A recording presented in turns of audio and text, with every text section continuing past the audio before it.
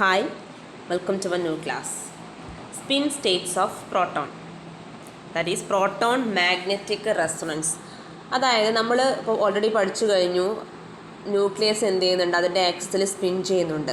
ഈ ഗ്രൗണ്ട് സ്റ്റേറ്റിൽ സ്പിൻ ചെയ്തുകൊണ്ടിരിക്കുന്ന ന്യൂക്ലിയസ് ഏത് ഡയറക്ഷനിലാണ് സ്പിൻ ചെയ്യുന്നത്? അത് ക്ലോക്ക് വൈസ് ഡയറക്ഷനിലാണ് എന്ത് ചെയ്യുന്നത്, സ്പിൻ ചെയ്യുന്നത്. ഇത് ഇലക്ട്രോ മാഗ്നറ്റിക് റേഡിയേഷൻ, അതായത് റേഡിയോ വേവ്സ് അബ്സോർബ് ചെയ്യുമ്പം അത് ഹയർ എനർജിയിലോട്ടേക്ക് പോകുന്നു. ഹയസ്റ്റ് എനർജി സ്റ്റേറ്റിൽ ന്യൂക്ലിയസ് ആൻറ്റി ക്ലോക്ക് വൈസ് ആയിട്ടാണ് എന്ത് ചെയ്യുന്നത്, സ്പിൻ ചെയ്യുന്നത്. The simplest example for a spinning nucleus is obviously the proton, which has I is equal to half.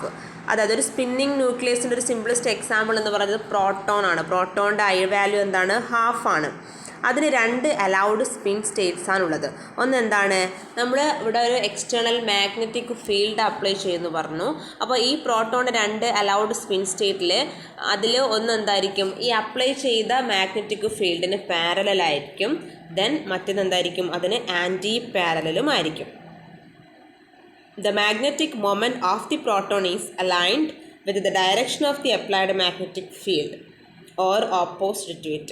അപ്പം ഈ പ്രോട്ടോണിന് സ്പിൻ ചെയ്യുമ്പം അതിൻ്റെ പ്രോട്ടോണിൻ്റെ മാഗ്നറ്റിക് മൊമെൻറ്റ് ഒന്നുകിൽ അപ്ലൈ ചെയ്ത ഫീൽഡുമായിട്ട് അലൈൻഡ് ആയിരിക്കും, അല്ലെങ്കിൽ അതിൻ്റെ അതിന് ഓപ്പോസിറ്റും ആയിരിക്കും.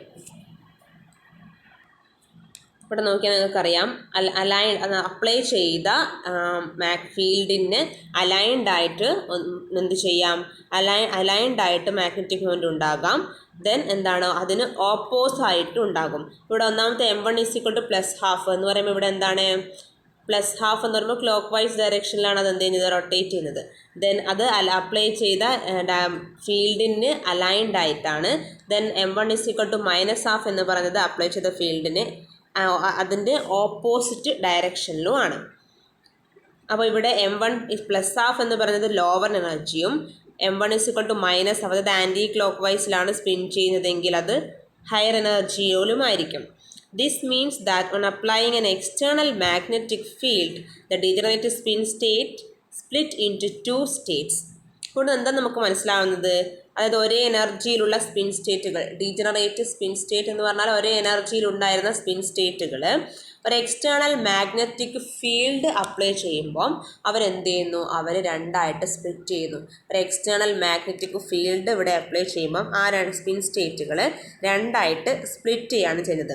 അതിലൊന്ന് എന്തായിരിക്കും, ലോവർ എനർജി ആയിരിക്കും, മറ്റേത് ഹയർ എനർജിയും ആയിരിക്കും. സോ എന്തൊക്കെ നമ്മൾ പറഞ്ഞത്, ഒരു സ്പിന്നിങ് ന്യൂക്ലിയസിന് എക്സാമ്പിളാണ് പ്രോട്ടോണിൻ്റെ ഐ വാല്യൂ എന്ന് പറഞ്ഞത് ഹാഫ് ആണ്. അതിന് രണ്ട് സ്പിൻ സ്റ്റേറ്റുകളാണ് ഉള്ളത്. അതൊന്നുകിൽ അപ്ലൈ ചെയ്ത ഫീൽഡിന് പാരലൽ ആയിട്ടായിരിക്കും, അല്ലെങ്കിൽ അത് ആൻറ്റി പാരലലും ആയിരിക്കും. സോ അപ്പോൾ റിസൾട്ടിങ് ആയിട്ടുള്ള മാഗ്നറ്റിക് മൊമെൻറ്റ് ഒന്നുകിൽ അപ്ലൈ ചെയ്ത മാഗ്നറ്റിക് ഫീൽഡുമായിട്ട് അലൈൻഡ് ആയിട്ടായിരിക്കും, ദെൻ എന്തായിരിക്കും, ഓപ്പോസിറ്റും ആയിരിക്കും. അതാണ് ഇവിടെ ഫിഗറിൽ നിങ്ങൾക്ക് കാണാൻ സാധിക്കുന്നത്. സോ ഇവിടെ എന്താണ്, ഒരു എക്സ്റ്റേണൽ മാഗ്നറ്റിക് ഫീൽഡ് അപ്ലൈ ചെയ്യുന്ന സമയത്ത് ഡീജനറേറ്റ് സ്പിൻ സ്റ്റേറ്റ് രണ്ടായിട്ട് സ്പ്ലിറ്റ് ചെയ്യുന്നു. ഒന്ന് ലോവർ എനർജിയും മറ്റേത് എന്താണ്, ഹയർ എനർജിയുമാണ്. സോ ഇവിടെ രണ്ട് കേസാണ് നമുക്ക് കാണാൻ സാധിക്കുന്നത്. ആദ്യത്തെ കേസ് എന്താണ്, നോ ഫീൽഡ് ഇല്ലെങ്കിൽ, എന്ന് വെച്ചാൽ എന്താണ്, B = 0. B 0 ആകുമ്പോൾ, ഫീൽഡ് ഇല്ലാത്തപ്പോൾ B എന്ന് പറയുന്നത് 0. അപ്പോൾ അവിടെ എന്താണ്, ഡീജനറേറ്റ് സ്പിന്നാണ് അല്ലേ. അവിടെ ഡീജനറേറ്റ് സ്പിൻ ഒരേ ലെവലിലാണ് അത് സ്പിൻ ഇരിക്കുന്നത്, അതിൻ്റെ എനർജി ഈക്വലാണ്. ദെൻ നെക്സ്റ്റ് കേസിൽ എന്താണ്, ഈ മാഗ്നറ്റിക് ഫീൽഡ് B0, അതായത് ഒരു ഫീൽഡ് ഇവിടെ അപ്ലൈ ചെയ്തു. ഫീൽഡ് ഇവിടെ അപ്ലൈ ചെയ്യുമ്പോൾ എന്താണ്, ഈ സ്പിൻ സ്റ്റേറ്റുകൾ രണ്ടായിട്ട് സ്പ്ലിറ്റ് ചെയ്തു. ഒന്ന് ലോവർ എനർജിയും മറ്റേത് എന്താണ്, ഹയർ എനർജിയുമാണ്. ഇവിടെ M1 = +½ എന്ന് പറയുന്നതാണ് എന്ത്, lower energy.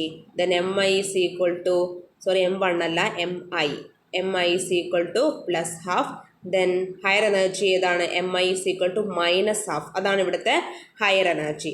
So field apply ചെയ്യുമ്പോൾ സ്പിൻ സ്റ്റേറ്റ് രണ്ടായിട്ട് സ്പ്ലിറ്റ് ചെയ്യുന്നു, ഒന്ന് ലോവർ എനർജിയും മറ്റേത് higher energy. The separation between the levels obviously depends upon B0, that is magnetic field, and hence the frequency of the electromagnetic radiation required to effect a transition between them also depends on B0. അതായത് ഈ spin സ്റ്റേറ്റുകൾ അല്ലെങ്കിൽ ലെവൽസുകൾ തമ്മിലുള്ള separation എന്തിനേയും depend ചെയ്യും? ഈ magnetic ഫീൽഡിൻ്റെ സ്ട്രെങ്ത്തിനെ depend ചെയ്യും. കൂടാതെ ഈ ഏത് ഫ്രീക്വൻസിയിലുള്ള ഇലക്ട്രോമാഗ്നറ്റിക് റേഡിയേഷനാണ് ഇവിടെ ഒരു ട്രാൻസിഷൻ നടക്കണമെങ്കിൽ ഏത് ഫ്രീക്വൻസിയിലുള്ള റേഡിയേഷനാണോ ഉപയോഗിക്കേണ്ടത് അതും എന്തിനെ ഡിപ്പെൻഡ് ചെയ്യും? മാഗ്നറ്റിക് ഫീൽഡ് സ്ട്രെങ്ത്തിനെ ഡിപ്പെൻഡ് ചെയ്യും. സോ നമ്മൾ പറഞ്ഞു, ഒരു മാഗ്നറ്റിക് ഫീൽഡ് അപ്ലൈ ചെയ്തില്ലെങ്കിൽ അതെന്ന് വെച്ചാൽ ഇവിടെ ഒരു എക്സ്റ്റേണൽ മാഗ്നറ്റിക് ഫീൽഡ് ഇല്ല എങ്കിൽ ഡീജനറേറ്റ് സ്പിൻ സ്റ്റേറ്റ് ഒരു സ്പ്ലിറ്റിങ്ങും സംഭവിക്കുന്നതല്ല. ഡീജനറേറ്റ് സ്പിൻ സ്റ്റേറ്റ് എന്ന് പറഞ്ഞാൽ എന്താണ്? അവിടെ ഒരേ എനർജി ആയിരിക്കും സ്പിൻ സ്റ്റേറ്റിന് ഉണ്ടാകുന്നത്. എന്നാൽ ഒരു എക്സ്റ്റേണൽ മാഗ്നറ്റിക് ഫീൽഡ് ഇവിടെ അപ്ലൈ ചെയ്യുമ്പോഴാണ് ഈ സ്പിൻ സ്റ്റേറ്റുകൾ എന്ത് ചെയ്യുന്നത്? ഒന്ന് ലോവർ എനർജി ആയിട്ടും മറ്റേത് ഹയർ എനർജി ആയിട്ടും സ്പ്ലിറ്റ് ചെയ്യുന്നത്. സോ ഒരു അപ്ലൈഡ് ഫീൽഡിൻ്റെ പ്രസൻസിൽ സ്പിൻ സ്റ്റേറ്റുകളുടെ സ്പ്ലിറ്റിംഗ് നടക്കുന്നു. One is lower energy and other is higher energy. ഇവിടെ MI +I എന്ന് പറയുന്നത് ലോവർ എനർജിയാണ്. MI -I എന്ന് പറയുന്നത് -½ എന്ന് പറയുന്നത് ഹയർ എനർജിയിലുമാണ്. ദെൻ ഇവിടെ ഈ ലെവൽസുകൾ തമ്മിലുള്ള സെപ്പറേഷൻ അതുകൊണ്ട് എന്തിനെ ഡിപ്പെൻഡ് ചെയ്യും? ലെവൽസുകൾ തമ്മിലുള്ള സെപ്പറേഷൻ മാഗ്നറ്റിക് ഫീൽഡിനെ ഡിപ്പെൻഡ് ചെയ്യും. കൂടാതെ ഏത് ഫ്രീക്വൻസിയിലുള്ള റേഡിയേഷനാണോ ഇവിടെ ട്രാൻസിഷന് കാരണമാകുന്നത്, അപ്പോൾ ആ ട്രാൻസിഷനെ എഫക്റ്റ് ചെയ്യുന്ന ഈ ഇലക്ട്രോമാഗ്നറ്റിക് റേഡിയേഷൻ്റെ ഫ്രീക്വൻസിയെയും എന്ത് ഡിപ്പെൻഡ് ചെയ്യും? ഇവിടെ നമ്മൾ അപ്ലൈ ചെയ്ത മാഗ്നറ്റിക് ഫീൽഡ് ഡിപ്പെൻഡ് ചെയ്യും. ഫിഗറിൽ എന്താണ് കാണുന്നത്? The separation between the spin States as A function of the applied magnetic field. Apply ചെയ്ത മാഗ്നറ്റിക് ഫീൽഡിൻ്റെ ഫങ്ഷനാണ് എന്ത്? ഈ സ്പ്ലിറ്റ് ചെയ്ത ലെവൽസുകൾ തമ്മിലുള്ള സെപ്പറേഷൻ എന്ന് പറയുന്നത്. സോ എന്തൊക്കെയാണ് നമ്മൾ പറഞ്ഞത്? ന്യൂക്ലിയസ് എന്ത് ചെയ്യുന്നു? ഒരു സ്പിന്നിങ് ന്യൂക്ലിയസിന് എക്സാമ്പിളാണ് പ്രോട്ടോൺ. അതിൻ്റെ I വാല്യൂ എന്ന് പറഞ്ഞത് 1/2 ആണ്. അതിന് 2 അലൗഡ് സ്പിൻ സ്റ്റേറ്റ്സുകളാണുള്ളത്. അതെന്താവാം? ഒന്നുകിൽ അപ്ലൈ ചെയ്ത മാഗ്നറ്റിക് ഫീൽഡിന് പാരലലായിരിക്കും ആ സ്പിൻ സ്റ്റേറ്റ് എന്ന് പറയുന്നത്, ഒന്നുകിൽ ആൻറ്റി പാരലും ആയിരിക്കും. Parallel or either anti parallel. So ഇവിടെ എന്താ സംഭവിക്കുന്നത്? പ്രോട്ടോൺ അതിൻ്റെ ആക്സിസിൽ സ്പിൻ ചെയ്യുമ്പോൾ ഉണ്ടാകുന്ന മാഗ്നറ്റിക് മൊമെൻറ്റ് ഒന്നുകിൽ അപ്ലൈ ചെയ്ത മാഗ്നറ്റിക് ഫീൽഡിന് അലൈൻഡ് ആയിരിക്കും, അല്ലെങ്കിൽ അതിന് ഓപ്പോസിറ്റും ആയിരിക്കും. സോ ഒരു എക്സ്റ്റേണൽ മാഗ്നറ്റിക് ഫീൽഡ് ഇവിടെ അപ്ലൈ ചെയ്യുമ്പോൾ സ്പിൻ സ്റ്റേറ്റുകൾ സ്പ്ലിറ്റ് ചെയ്യുന്നു. One is lower energy and other is in higher energy. So magnetic field ഇല്ലെങ്കിൽ അവിടെ എന്താണ്? ഡീജനറേറ്റഡ് സ്പിന്നിന് ഒരു സ്പ്ലിറ്റിങ്ങും സംഭവിക്കുന്നില്ല. മാഗ്നറ്റിക് ഫീൽഡിൻ്റെ പ്രസൻസിലാണ് അത് എന്ത് ചെയ്യുന്നത്? അത് സ്പ്ലിറ്റ് ചെയ്യുന്നത്. MI +½ എന്ന് പറയുന്നത് ലോവർ എനർജി, അതായത് ഗ്രൗണ്ട് സ്റ്റേറ്റ് ആണ്. ദെൻ MI -½ എന്ന് പറയുന്നത് ഹയർ എനർജിയാണ്. അപ്പോൾ ഈ സ്പിൻ സ്റ്റേറ്റുകൾ തമ്മിലുള്ള സെപ്പറേഷനും അതുപോലെ തന്നെ ഇവിടെ ഗ്രൗണ്ട് സ്റ്റേറ്റ് നിന്ന് ഒരു എക്സൈറ്റഡ് സ്റ്റേറ്റ് അല്ലെങ്കിൽ ലോവർ എനർജിയിൽ നിന്നും ഹയർ എനർജിയിലോട്ടേക്ക് ഒരു ട്രാൻസിഷനൊക്കെ നടക്കണമെങ്കിൽ വേണ്ട ഇലക്ട്രോമാഗ്നറ്റിക് റേഡിയേഷൻ്റെ ഫ്രീക്വൻസിയൊക്കെ എന്തിനെ ഡിപ്പെൻഡ് ചെയ്യും? അപ്ലൈ ചെയ്ത മാഗ്നറ്റിക് ഫീൽഡ് ഡിപ്പെൻഡ് ചെയ്യും. സോ അപ്ലൈ ചെയ്ത മാഗ്നറ്റിക് ഫീൽഡ് സ്പിൻ സ്റ്റേറ്റുകൾ തമ്മിലുള്ള സെപ്പറേഷനെയും അതുപോലെ തന്നെ ഇവിടെ ട്രാൻസിഷൻ സാധ്യമാക്കുന്ന ഇലക്ട്രോമാഗ്നറ്റിക് റേഡിയേഷൻ്റെ ഫ്രീക്വൻസിയെയും മാഗ്നറ്റിക് ഫീൽഡ് ഡിപ്പെൻഡ് ചെയ്യും. നെക്സ്റ്റ് നമുക്കൊരു പ്രോബ്ലം നോക്കാം. Given that for the proton Gn is equal to 5.585 and that of the nuclear magneton, that is beta n, is equal to 5.05 into 10⁻⁻27 joule per temperature. Calculate the NMR frequency of the proton in a magnetic flux density of 1.0492 Tesla. So നമുക്കറിയാം, നമ്മൾ NMR frequency കണ്ടുപിടിക്കാനുള്ള equation പഠിച്ചതാണ്. NMR frequency is equal to mod Gn beta n B0. ഇവിടെ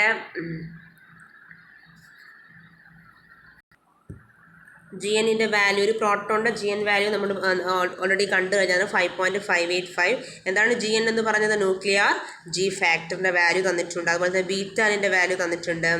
ഇതൊക്കെ നമുക്ക് എന്ത് ചെയ്താൽ മതി. അതുപോലെ തന്നെ ഫീൽഡിൻ്റെ മാഗ്നറ്റിക് ഫ്ലക്സ് ഡെൻസിറ്റി തന്നിട്ടുണ്ട്, B0 തന്നിട്ടുണ്ട്. അപ്പോൾ അതൊക്കെ എന്ത് ചെയ്താൽ മതി? ഈ ഇക്വേഷനിലോട്ടേക്ക്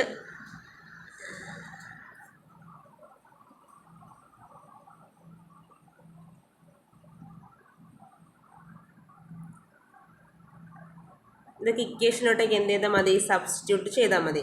അതായത് given that for the proton Gn is equal to 5.585 and that the nuclear magneton beta n is equal to 5.05 into 10⁻⁻27 joule per temperature. NMR ഫ്രീക്വൻസിയാണ് കണ്ടുപിടിക്കാൻ പറഞ്ഞിരിക്കുന്നത്. അതുപോലെ തന്നെ എന്ത് തന്നിട്ടുണ്ട്? മാഗ്നറ്റിക് ഫ്ലക്സ് ഡെൻസിറ്റി തന്നിട്ടുണ്ട്, B0 ഇവിടെ തന്നിട്ടുണ്ട്, ബീറ്റാൻ തന്നിട്ടുണ്ട്, ന്യൂക്ലിയർ ജി ഫാക്ടർ GNൻ്റെ വാല്യൂ തന്നിട്ടുണ്ട്. ദെൻ H എന്താണ്? Planks constant. സോ ഇതൊക്കെ ഇക്വേഷനിലോട്ടേക്ക് സബ്സ്റ്റിറ്റ്യൂട്ട് ചെയ്ത് കഴിഞ്ഞാൽ നമുക്ക് NMR ഫ്രീക്വൻസി കിട്ടും. സോ GNൻ്റെ വാല്യൂ കൊടുക്കുന്നു, അതുപോലെ തന്നെ ബീറ്റാനിൻ്റെ വാല്യൂവും കൊടുക്കുന്നു, Hൻ്റെ വാല്യൂവും സബ്സ്റ്റിറ്റ്യൂട്ട് ചെയ്താൽ ആൻസർ എന്ത് കിട്ടുന്നു? NMR ഫ്രീക്വൻസി 60 MHz എന്ന് കിട്ടും. Then let us discuss about the NMR method. In order to induce a nuclear transition, one of the following two waves can be adopted. എന്താണ്? ഫ്രീക്വൻസി സ്വീപ്പും ഫീൽഡ് സ്വീപ്പും. അതായത് ഈ NMR മെത്തേഡ് എന്ന് പറയുമ്പോൾ ഇവിടെ ഒരു ന്യൂക്ലിയർ ട്രാൻസിഷൻ ഇൻഡ്യൂസ് ചെയ്യാൻ നമ്മൾ ഈ പറഞ്ഞിരിക്കുന്ന ഏതെങ്കിലും രണ്ട് മെത്തേഡാണ് യൂസ് ചെയ്യുക. ഈ ഫ്രീക്വൻസി സ്വീപ്പ് എന്ന് പറയുന്നത് ഇവിടെ അപ്ലൈഡ് ഫീൽഡിൻ്റെ സ്ട്രെങ്ത് മെയിൻറ്റെയിൻ ചെയ്യുന്നു, കോൺസ്റ്റൻ്റ് ആയിട്ട് മെയിൻറ്റെയിൻ ചെയ്യും.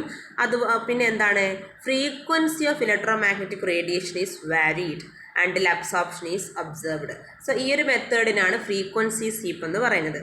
ഇവിടെ എന്താണ്? ഫീൽഡ് കോൺസ്റ്റൻ്റ് ആക്കുകയും അതുപോലെ തന്നെ ഈ ഇലക്ട്രോമാഗ്നറ്റിക് റേഡിയേഷൻ്റെ ഫ്രീക്വൻസി വാരി ചെയ്യുകയും ചെയ്യുന്നു. സോ ഫ്രീക്വൻസിയാണ് എന്ത് ചെയ്യുന്നത്? ഫ്രീക്വൻസി വാരി ചെയ്യുകയും ഫീൽഡിൻ്റെ സ്ട്രെങ്ത് കോൺസ്റ്റൻ്റ് ആക്കുകയും നിലനിർത്തും.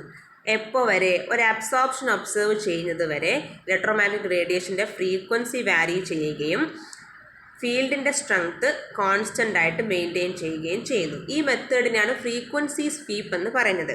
ദെൻ ഫീൽഡ് സ്വീപ്പ് എന്ന് പറഞ്ഞാൽ എന്താണ്? ഇതിൻ്റെ നേരെ ഓപ്പോസിറ്റ്, ഇലക്ട്രോമാഗ്നറ്റിക് റേഡിയേഷൻ്റെ ഫ്രീക്വൻസിയെ കോൺസ്റ്റൻ്റ് ആയിട്ട് മെയിൻറ്റെയിൻ ചെയ്യുകയും അപ്ലൈഡ് മാഗ്നറ്റിക് ഫീൽഡ് വാരി ചെയ്യുകയും ചെയ്യുന്നു. അപ്പോൾ ഇത് രണ്ട് മെത്തേഡും NMRൽ യൂസ് ചെയ്യുന്നതാണ്, ഫ്രീക്വൻസി സ്വീപ്പും ഫീൽഡ് സ്വീപ്പും. സോ എന്തൊക്കെയാണ് ഇന്നത്തെ ക്ലാസ്സിൽ പഠിച്ചത്? ഒരു പ്രോട്ടോൺ എന്ത് ചെയ്യുന്നുണ്ട്? പ്രോട്ടോണ് സ്പിൻ ചെയ്യുന്നുണ്ട് അതിൻ്റെ ആക്സിസിൽ തന്നെ. അപ്പോൾ അത് ഗ്രൗണ്ട് സ്റ്റേറ്റിൽ അതെന്താണ്? ക്ലോക്ക് വൈസിലാണ് സ്പിൻ ചെയ്യുന്നത്. ഈ റേഡിയേഷനെ അബ്സോർബ് ചെയ്യുമ്പം അതെങ്ങോട്ടേക്ക് പോകും? അത് ഹയർ എനർജി സ്റ്റേറ്റിലോട്ടേക്ക് പോകും. ഹയർ എനർജി സ്റ്റേറ്റിൽ സ്പിൻ ചെയ്യുന്നത് ആൻറ്റി ക്ലോക്ക് വൈസ് ഡയറക്ഷനിലാണ്. അതിന് മുന്നേ ഒരു എക്സ്റ്റേണൽ മാഗ്നറ്റിക് ഫീൽഡ് അപ്ലൈ ചെയ്യുമ്പോൾ ഇവിടെ എന്താ സംഭവിക്കുക? ഈ ഡീജനറേറ്റ് ആയ സ്പിൻ സ്റ്റേറ്റുകളൊക്കെ സ്പ്ലിറ്റ് ചെയ്യും. സോ NMRൽ ആദ്യം തന്നെ ഒരു എക്സ്റ്റേണൽ മാഗ്നറ്റിക് ഫീൽഡ് ഇവിടെ അപ്ലൈ ചെയ്യുമ്പം അതായത് ഇങ്ങനെ സ്പിൻ ചെയ്തുകൊണ്ടിരിക്കുന്ന ക്ലോക്ക് വൈസ് ഡയറക്ഷനിൽ സ്പിൻ ചെയ്തുകൊണ്ടിരിക്കുന്ന ഒരു ന്യൂക്ലിയസിൽ ഒരു എക്സ്റ്റേണൽ മാഗ്നറ്റിക് ഫീൽഡ് അപ്ലൈ ചെയ്യുമ്പം അതിൻ്റെ ഡീജനറേറ്റ് സ്പിൻ സ്റ്റേറ്റ്, അതായത് ഒരേ എനർജി ആയിരുന്ന സ്പിൻ സ്റ്റേറ്റുകളൊക്കെ സ്പ്ലിറ്റ് ചെയ്യുന്നു. ഒന്ന് ലോവർ എനർജി ആയിട്ടും മറ്റേത് ഹയർ എനർജി ആയിട്ടും സ്പ്ലിറ്റ് ചെയ്യുന്നു. ഇപ്പോൾ പ്രോട്ടോണിൻ്റെ കേസാണ് നമ്മളിവിടെ പറയുന്നത്. പ്രോട്ടോണിൻ്റെ ഐൻ്റെ വാല്യൂ എന്താണ്? പ്രോട്ടോണിൻ്റെ സ്പിൻ ക്വാണ്ടം നമ്പർ എന്ന് പറയുന്നത് 1/2 ആണ്. സോ അവിടെ ഈ കേസിൽ എന്താണ്? അത് രണ്ടായിട്ട് സ്പ്ലിറ്റ് ചെയ്യും. മാഗ്നറ്റിക് ഫീൽഡിൻ്റെ പ്രസൻസിൽ രണ്ടായിട്ട് സ്പ്ലിറ്റ് ചെയ്യുന്നു സ്പിന്നുകൾ.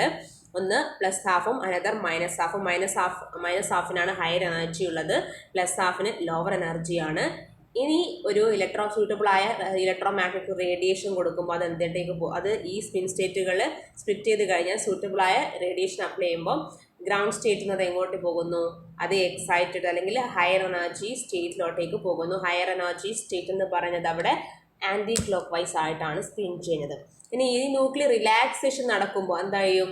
ഈ അബ്സോർബ് ചെയ്ത റേഡിയേഷൻ എമിറ്റ് ചെയ്യും. എങ്ങോട്ടേക്ക് തിരിച്ചു വരും? ഗ്രൗണ്ട് സ്റ്റേറ്റിലോട്ടേക്ക് തിരിച്ചു വരും. അപ്പോൾ ഗ്രൗണ്ട് സ്റ്റേറ്റിൽ അത് ക്ലോക്ക് വൈസ് ആയിട്ടാണ് എന്ത് ചെയ്യുന്നത്? സ്പിൻ ചെയ്യുന്നത്. സോ ഈ അപ്ലൈ ചെയ്യുന്ന മാഗ്നറ്റിക് ഫീൽഡ് എന്തിനൊക്കെ ഡിപ്പെൻഡ് ചെയ്യും?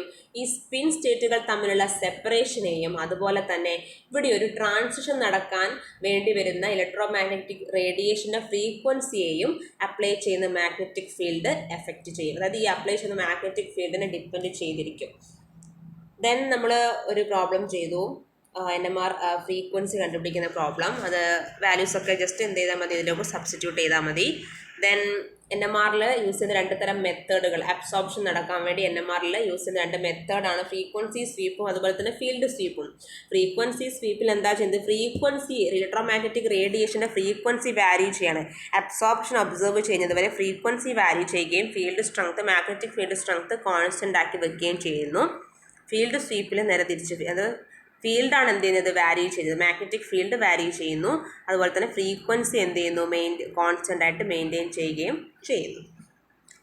ഈ രണ്ടുമാണ് NMRൽ യൂസ് ചെയ്യുന്ന രണ്ട് മെത്തേഡ്സ് എന്ന് പറയുന്നത്. Thank you.